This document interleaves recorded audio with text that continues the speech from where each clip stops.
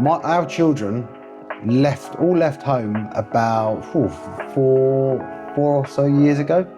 So Louis lived in London, Jem lived in Southampton, and Jude he lived in a flat that we had in Larges Lane. So they all had their independence. And as it's been well documented, my wife became unwell. And I think when we talked about, that to death, but it just makes you look at life a little bit differently. I suppose it just hits home that, you're not here for eternity, you're not here forever. And I knew on the back of that whilst me and Sophie liked our freedom of living on our own,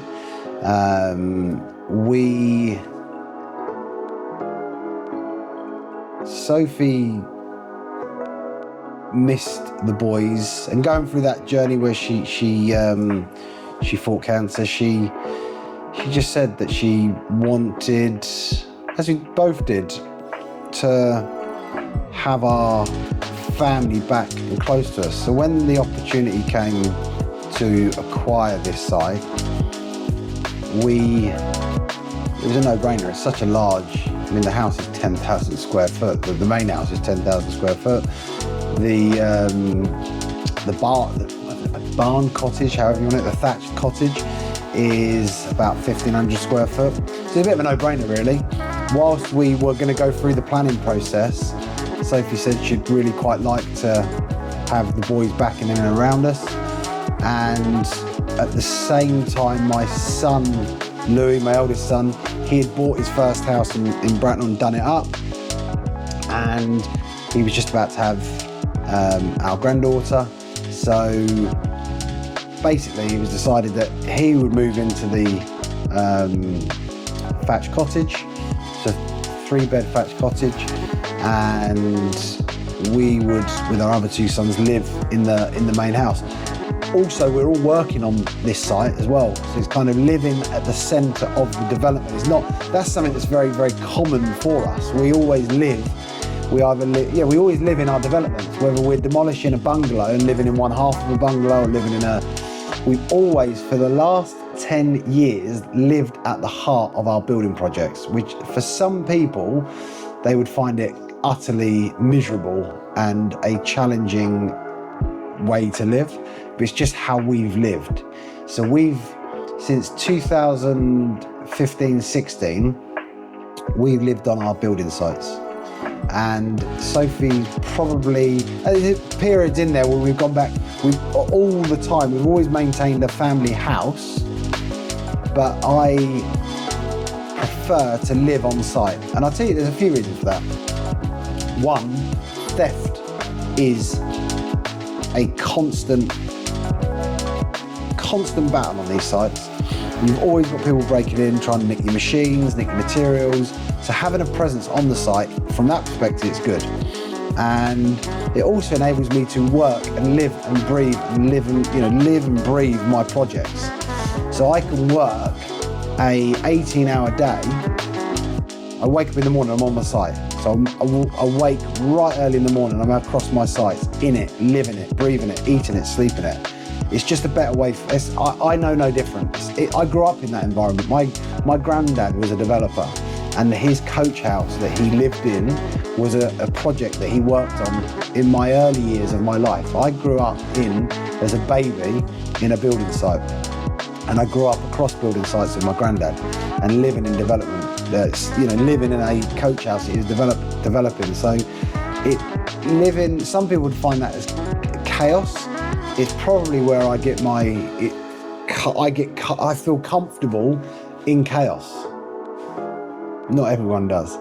Sophie's learnt to adapt to that way of living, and my boys, they all work for me, except for Louis. Well, Louis indirectly does as well. He works in my sports business, but my Jem and Jude, they run this site here.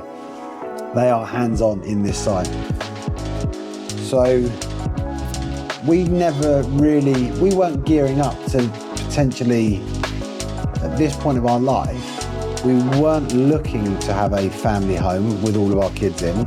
It kind of happened, and we kind of like how it works, and we're enjoying having our kids around us. And we're now, the house I've developed and designed here is being designed to be the hub for all of our family, for all three of my boys and their children in time to live in and on. So that's in my 5 acres. That's my aim for my 5 acres, is to have my family live with me for as long as possible. And it's really, I've learned over the last year, having them back with me, just how special that is. You know, it's special. I'm able to see my granddaughter pretty much every single morning as I drink my morning coffee. I've already done some work. She'll come into our kitchen. Their house is 5 meters from our house. She'll come in.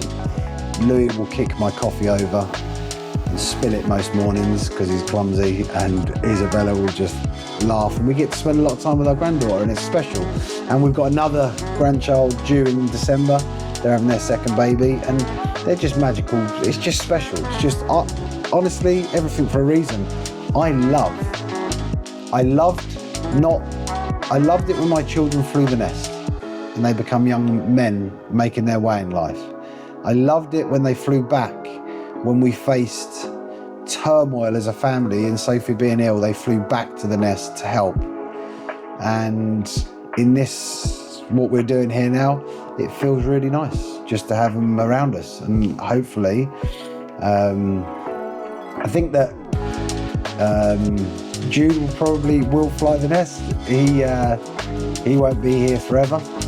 He's very unique, Jude. He likes things just as they are. I think he'll probably in time go and live in our church, which isn't too far from here, but I'd imagine he'll go and live in our church because he likes his space. Jem, I think, is here till he's till we die. And Louis, he's just tight. So as long as he can milk me, he'll milk me because he's just a tight ass. So I think, but joking apart, Louis, if he caps off at 2 kids, he'll probably be here for a while.